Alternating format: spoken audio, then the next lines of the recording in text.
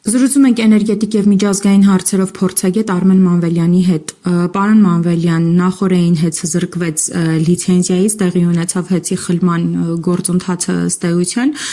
Արդեն կարող ենք որոշակիորեն պատկերացում կազմել էներգետիկ համակարգի վրա բացասական ազդեցությունների մասին եւ սրանից հետո որը կլինի լավագույն լուծումը,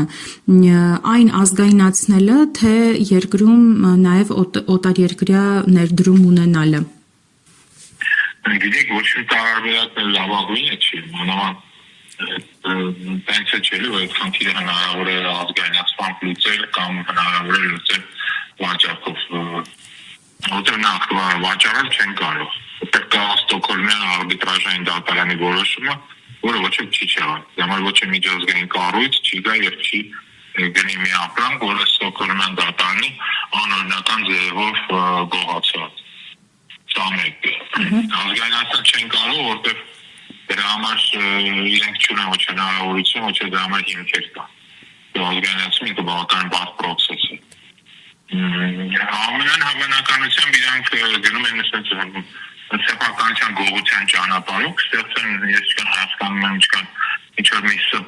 որի կփորձեն ժամանակավոր տալ կառավարումը ՀԵՑ-ի, որը էլի ձևի մեջ օրենքի տեսակետից անօրինական է,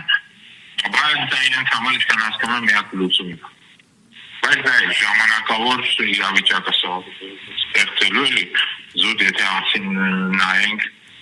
քաղաքական տեսակետից։ Ինչ վերաբերում է զուտ էներգետիկ տեսակետից, ապա ստեղծան շատ լուրջ անորոշություն է, որը եւ ոչ թե կարող է կամաց հանգեցնել է խորքային էներգետիկ ճգնաժամի,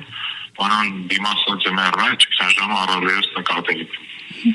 Պարոն Մանվելյան, սովորական քաղաքացին իր վրա ինչպես է զգալու այդ բացասական հետևանքները։ Այդ համակարգը ինքը բավականին մաշվող համակարգ է, եթե դու այնտեղ ամիսներ շարունակ ներդրում չանես, ինքը շատ պարզ կերպով սկսում է ուղղակի չաշխատել։ Չէ՞ մի ժամանակ հետո սովորական քաղաքացին կգա, ոնց ինքը ժամերով ամեն օր անջատումներ ունի, անջատելու դեպքում ժամերով են վերականգնում եւ այլն, այսինքն այս տեսքով էլի շուշոտ էլեկտրոէներգիայի անջատումների տեսքով վաղտոր սա նաև կբերի գների թանկացման։ Եվ եւս մեկ հարց, այս ամբողջը մեր տնտեսական վիճակի վրա ինչպես է անդրադառնալու, որովհետեւ իրենք ամեն դեպքում այս վերջի ամիսների ընթացքում, ինչ ժամանակավոր կառավարչին են տվել ՀԵՑ-ը, այսպես ավելցուկների մասին էին խոսում, որ արդեն օգուտներ ունեն։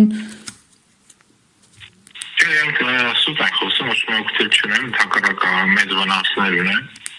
Արդեն սկսած որ մահվան դեպքեր են իրենց դիլետանտիզմի հետևանքով ՀԵՑ-ի համակարգում վերջացած անը, որ եթե վերցնենք էլեկտրոէներգիայի անջատման հաճախականությունը, ապա դա մի քանի անգամ ավելացել է։